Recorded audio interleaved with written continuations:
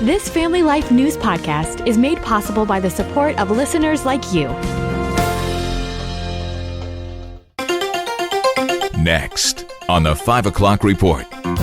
TikTok raises significant national security concerns. She was moving back and forth every couple of days between parents. What the NCAA has done is truly criminal. The entire hill is on fire outside. If it weren't for the Electoral College, people could just ignore the whole rest of the country. Now, let's go to the newsroom.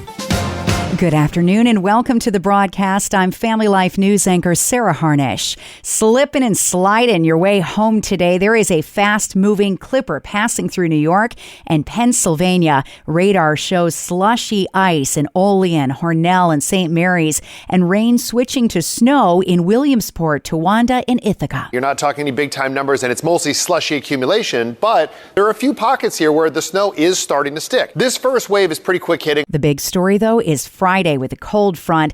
Our low by Sunday, 3 degrees. Hello, winter.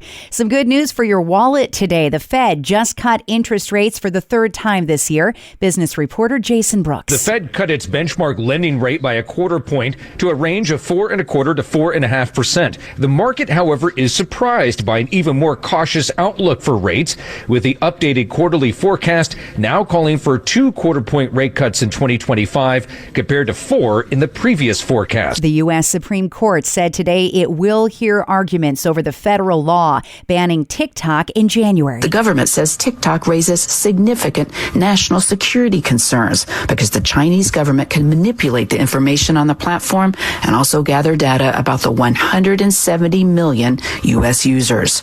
Arguments are set for January 10th. That's less than 10 days before the law is set to take effect. The House Ethics Committee took a secret vote today to release the report against Matt Gaetz, the former Florida congressman who is Donald Trump's first choice for attorney general. 2 votes came from his own party. We don't know what is behind this decision, what's behind this vote that has apparently been taken. But if it results in the release of the report, we will soon know what these allegations were that were considered so damaging that they forced Gaetz to withdraw his nomination as attorney general. 61 human cases of bird flu so far, but none severe in the United States until today. So says the CDC. The cases in Louisiana, it's been determined that the patient had exposure to sick and dead birds in backyard flocks. This is the first case of H5N1 bird flu in the U.S. that has been linked to exposure to a backyard flock. The risk to the general public is low. Police in Madison, Wisconsin are still searching for clues into what caused a 15-year-old girl to open fire at her school, killing a teacher and another student. Court records show her parents married and divorced twice. We have obtained the divorce records from her parents that show a custody arrangement where she was moving back and forth every couple of days between parents, that she was enrolled in therapy. 2 children remain in critical condition from that shooting. The director of the CIA is in Qatar today working on that ceasefire in Gaza. The father of 2 hostages, 2 brothers who are being held together, said he'll basically believe it when I see it. He said, I'll believe it when I see them walking across the border back into Israel. The NCAA president was on Capitol Hill Tuesday to testify about sports betting and ended up getting confronted by 2 senators on trans men in women's sports. Missouri Senator Josh Hawley holding Charlie Baker accountable for the NCAA policy on bathrooms. Your guidelines say that transgender student athletes should be able to use the locker room, shower, and toilet facilities in accordance with their gender identity. And then everybody else should have an opportunity to use other facilities if they wish to do so. Okay, so the burden's on the women. Louisiana Senator John Kennedy asked about men competing in women's sports. You just told me it wasn't fair. The federal standard on this is one that we would work with you on if you wish to work on it. Why don't you do it on your own? Because we're a national governing body and we follow federal law. Why don't you go to Amazon and buy a spine online and take a stand? 19 female athletes are suing the NCAA after they had to forfeit games because of a trans player. Riley Gaines is leading the case and said this today. What Charlie Baker and what the NCAA has done is truly criminal. He's put the onus on 99.99% of the population to make adjustments for the 0.01%. Goodness gracious, what kind of logic is that? Why do we even have women's locker rooms? Fox News said today there are fewer than 10 transgender athletes in collegiate sports. The NCAA represents 500,000 student athletes. A new wildfire near LA and California caused evacuations overnight. Very scared. I run out of my room, yell to my mom and my dad, and I say, the entire hill is on fire outside. It scorched 4,000 acres in a day before being contained. And 2 NASA astronauts stuck in space since June will be staying there at least through March. Correspondent Sam Brock tells us why. NASA says it's simply a matter of safety. SpaceX needs a bit more time to test and process the brand new Dragon spacecraft that is going to retrieve them. Now, the agency thought about using a different spacecraft and decided, nope, this was the best option. So now Sonny Williams and Butch Wilmore, affectionately known as the Stuck Astronauts, are going to be keeping that nickname a little bit longer. Those 2 astronauts were originally scheduled to spend 10 days in orbit. They'll now be in space for 9 months. Still to come on the 5 o'clock report, Luigi Mangione due in court tomorrow. Governor Hochul wants to do away with the Electoral College. And with smartphones everywhere, AT&T is thinking of giving the axe to the landline. Those stories coming up after weather with Kevin Williams. Caution traveling tonight, though rain and snow this evening will be ending. As temperatures dip below freezing, some slippery spots could form, especially secondary surfaces. Our call for tonight, light rain and snow early, tapering. Then just a few flurries overnight. Temperatures drop to about 30. Mostly cloudy tomorrow with a few flurries and a high temperature in the 30s. Broadly cloudy and cold. We'll expect light snow and some flurries and temperatures in the 30s generally. Thank you, Kevin. Checking the stories making news where you live across New York and Pennsylvania. Alleged United Healthcare CEO killer Luigi Mangione has an extradition hearing tomorrow in Altoona, Pennsylvania. Tuesday, he was indicted on terror charges. This was a frightening, well-planned, targeted murder that was intended to cause shock and attention and intimidation. He was captured in Altoona 5 days after the shooting, eating breakfast at McDonald's. New York's governor is advocating for the abolishment of the Electoral College, the system by which we elect presidents in this country. While certifying New York's 28 electoral votes yesterday, Governor Hochul criticized the process of picking presidents. Unfairly less populated states have outsized influence, and in effect, the votes of their residents count more than the residents of a state like New York. She says the popular vote, not the Electoral College, is how presidents should get elected. Many constitutional scholars suggest cutting the Electoral College, though, would mean large cities like Chicago, Houston, LA, and New York City would get more sway. If it weren't for the Electoral College, people could just ignore the whole rest of the country, and the big cities would decide who our president is. And that's why the Electoral College was important when it was created and still important today. Hans von Spakovsky with the Heritage Foundation. President-elect Trump won both the electoral and the popular vote in the November 5th election. Hochul, meanwhile, got cornered for 3.5 minutes by a wheelchair-bound woman in an Albany mall Tuesday, angry over changes to a program that allows the disabled to hire caregivers of their choice. You didn't have us at the table, and then you want to have listening sessions with us and tell us things after the fact, after you already made this deal behind closed doors. Julie Farrar said thousands will lose aid if management company changes hands. In the fall, Governor Hochul pared down oversight of the program from 600 companies to a single one out of Louisiana. They get the reins in January. Hochul said there could be paycheck delays and bank routing issues, but she doesn't believe it will impact benefits for thousands of people.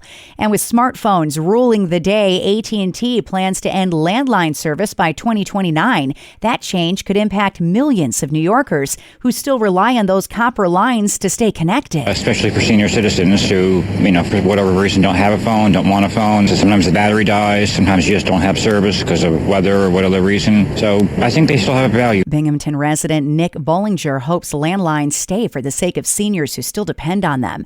More than half of all New York phone users have a landline. Nationwide, that figure is just 25%. While most of the culture is focused on being merry and bright, a week before Christmas Day, there are many people who are feeling more of a blue Christmas. Family Life's Mark Webster and Christian counselor Chris Anderson break it down. Let's listen in.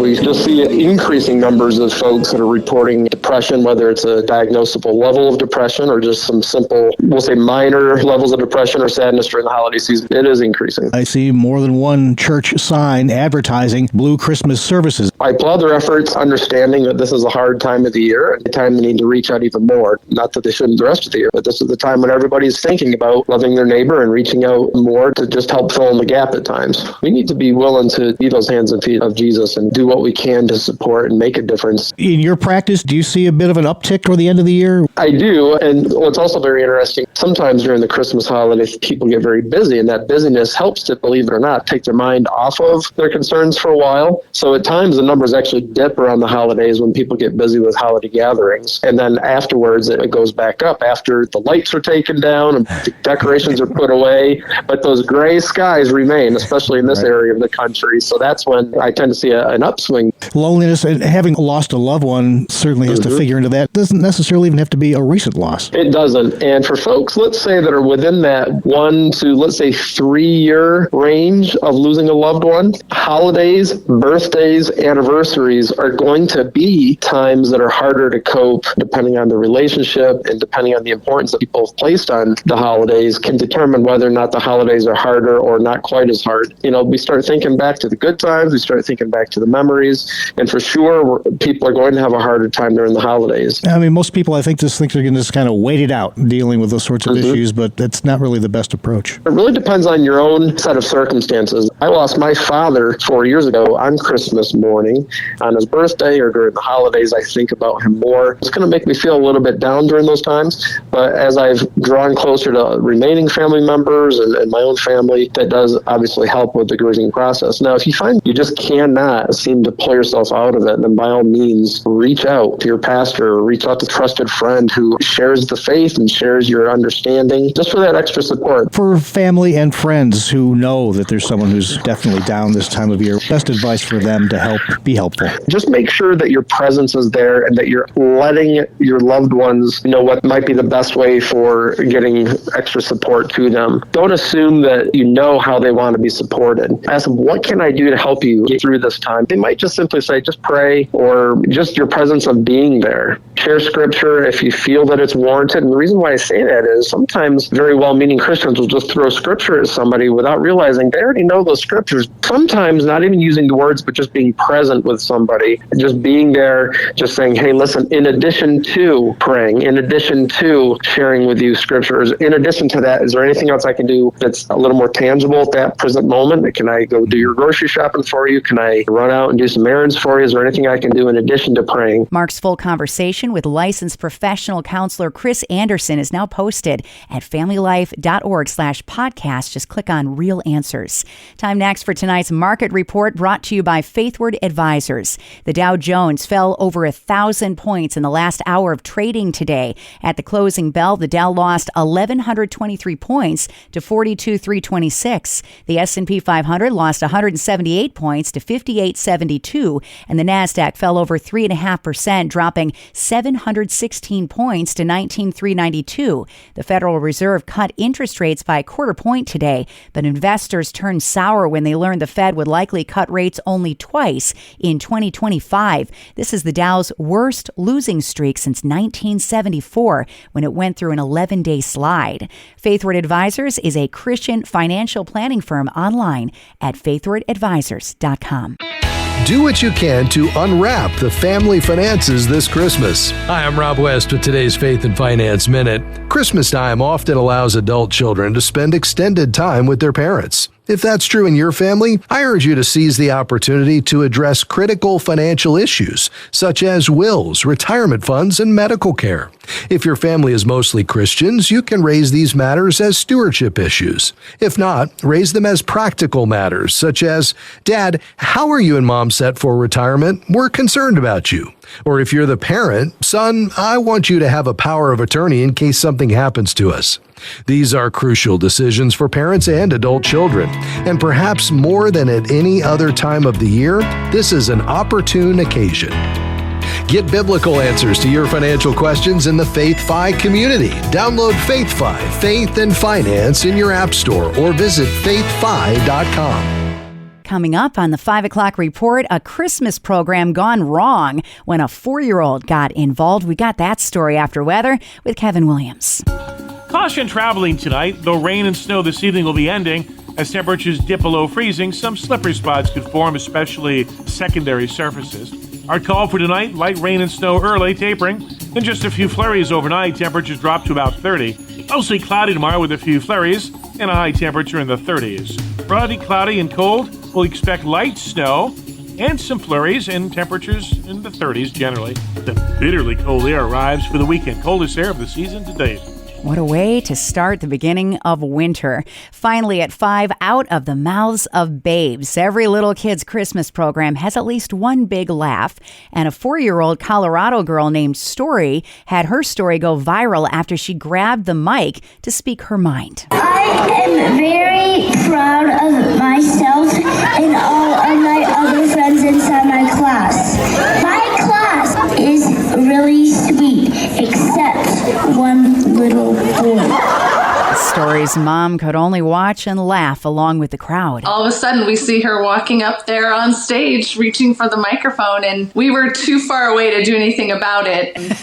As for what little Story planned to say about her classmate, well, the principal wisely grabbed the mic before Story could tell that story. And that's the world that we live in for Wednesday, the 18th of December. I'm Sarah Harnish, and this is the 5 o'clock report on Family Life. Thank you for listening to this Family Life News podcast. If you've been encouraged by what you've heard, please share it with others and click the subscribe button to automatically receive future episodes. Family Life is a listener-supported ministry. Podcasts like this are made possible by your financial partnership. Find out more at familylife.org.